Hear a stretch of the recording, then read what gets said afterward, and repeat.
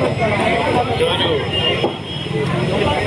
నంద్యాల పట్టణంలోని రెండో వార్డుకి సంబంధించిన గడప గడప మన ప్రభుత్వంలో భాగంగా 20 లక్షల రూపాయలు గతంలో శాంక్షన్ చేసి ఈరోజు పనులన్నీ కూడా పూర్తి చేసి రెండో వార్డు ప్రజలకి అంకితం చేశాం. అలాగే 2, 3, 5వ వార్డులని కలుపుతూ షాలీన్ మసీద్ దగ్గర నుంచి మన నడిగడ్డ వరకు బ్యాలెన్స్ గతంలోనే చెప్పాం. 1 టౌన్ పోలీస్ స్టేషన్ నుంచి అటు ఆత్మకూరు బస్ స్టాండ్ వరకు షాలీన్ మసీద్ మీదుగా పూర్తి రోడ్డుని దాదాపు 2 కోట్ల రూపాయల పైగా వేచించి వేస్తున్న విషయం ప్రజలకి గతంలోనే తెలియజేశాం.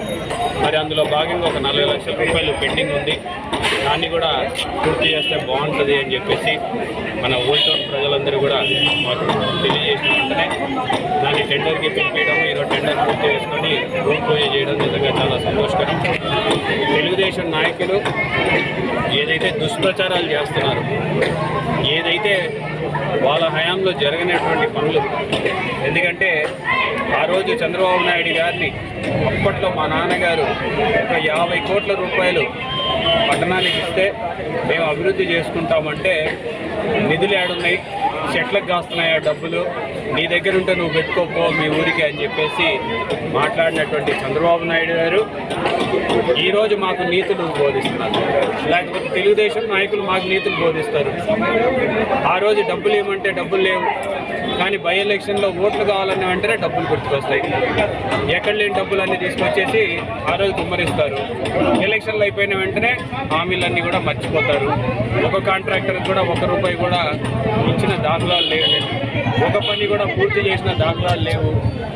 వాళ్ళు చేసిందల్లా ఒక మెయిన్ రోడ్డుని, ఆ మెయిన్ రోడ్డు కూడా ఎవరి లబ్ధి కోసం ఇచ్చినారు కాంపెన్సేషన్ అనేది నంద్యాల ప్రజలందరికీ కూడా తెలుసు.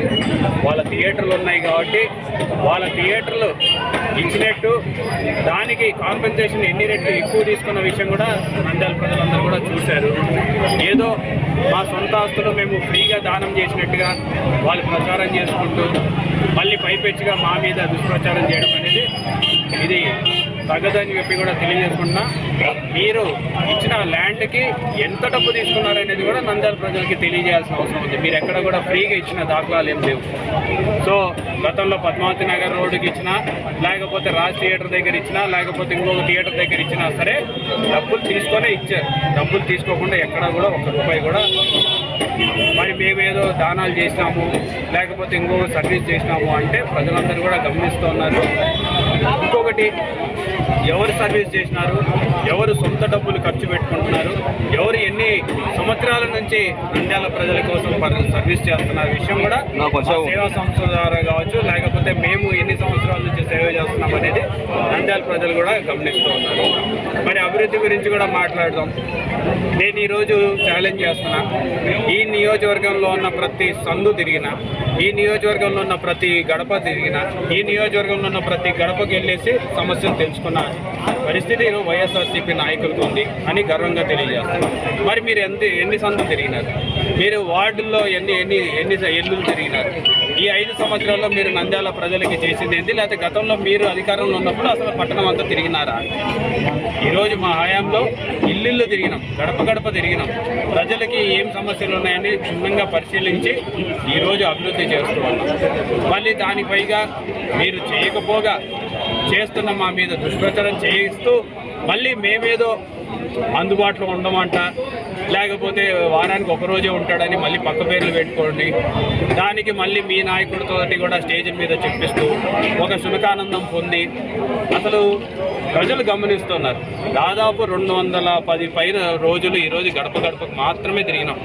కేవలం గడప గడప తిరుగుతూ 210 రోజులు, 210 రోజుల్లో 10 గంటలు ఒక రోజులో తిరిగిన రోజులు కూడా ఉన్నాయి. పొద్దున్న 5 గంటలు, సాయంత్రం 5 గంటలు తిరిగిన రోజులు ఉన్నాయి.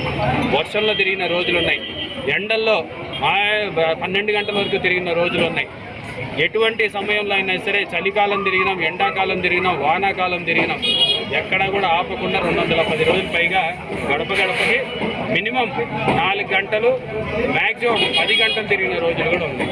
మరి మీరు ఎప్పుడైనా మీ యొక్క అధికారంలో ఉన్నప్పుడు తెలుగుదేశం నాయకులు ఎవరైనా తిరిగినారు? మీరు ఒక్కరే అంటే ఈ రోజున్న ఇన్ఛార్జ్ కావచ్చు, గతంలో ఉన్న ఇన్ఛార్జీలు కావచ్చు, లేకపోతే దానికి ముందున్న వాళ్ళు కావచ్చు, ఎవరైనా ఊర్లో అన్ని సందులు తిరిగినారా? మా నాయన తిరిగినాడు. మా నాన్న కాలంలో కూడా పొద్దున పూట నుంచి తిరిగేవాడు. నా కాలంలో నేను తిరిగినా. మీరు ఏం తిరిగినారు? ఎంతమంది తిరిగినారు? దీని మీద కూడా మాట్లాడుకుంటున్నారు. సో ఒకటి, తెలుగుదేశం నాయకులకి అభివృద్ధి కావాలంటే సందుల్లో తిరగండి.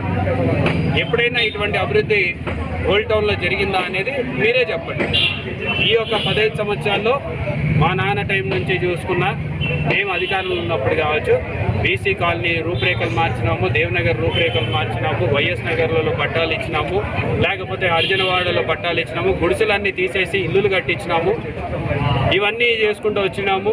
మళ్ళీ ఈరోజు హాస్పిటల్ కట్టించినాము, అర్బన్ హెల్త్ సెంటర్లు కట్టించినాము, రోడ్లు వేస్తున్నాం, కాలువలు వేస్తున్నాం. మరి ఇవన్నీ అభివృద్ధి కాదు, మా కళ్ళకు కనపడదు అని చెప్పేసి మీరు కళ్ళు మూసుకొని, ప్రజలు కూడా కళ్ళు మూసుకున్నారు అనుకోవడం మీ యొక్క అవివేకానికి అది నిదర్శనం. సో ఇప్పటికైనా కళ్ళు తెరుచుకోండి. మీ పార్టీ ఎక్కడుంది, మీరు ప్రజలకు ఎంత దూరంగా ఉన్నారనే విషయాన్ని కూడా మీరు తెలుసుకుంటే మంచిదని చెప్పి కూడా తెలియజేసుకుంటూ, ప్రజల్ని ఒకసారి ఆలోచించుకోమని చెప్పి కూడా కోరుతున్నాం. ఈ 5 సంవత్సరాలలో 2 సంవత్సరాలు కరోనా సమయాన్ని తీశారు.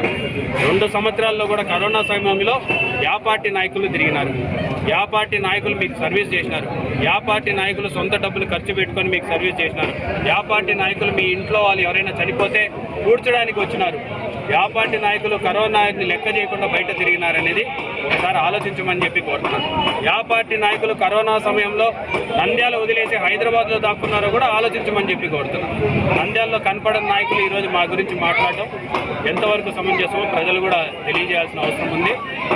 రానున్న రోజుల్లో మేము చేసినటువంటి అభివృద్ధి మీద మాట్లాడుతూ, మేము చేసినటువంటి సంక్షేమం మీద మాట్లాడుతూ, మేము చేసిన దానికంటే వాళ్ళు ఎక్కువ చేసినారా అనే విషయాన్ని కూడా తెలియజేయమని చెప్పి, వాళ్ళ ప్రభుత్వంలో కావచ్చు, వాళ్ళ నాయకుడు చంద్రబాబు నాయుడు గారు కావచ్చు, 14 సంవత్సరాల్లో చంద్రబాబు నాయుడు గారు ఎంత చేసినారు, 5 సంవత్సరాల్లో జగన్మోహన్ రెడ్డి గారు ఎంత చేసినారు అనేది కూడా డిబేట్ పెట్టి మాట్లాడుకొని ఎవరు ఎంత చేసినారనేది కూడా మాట్లాడుకుందాము.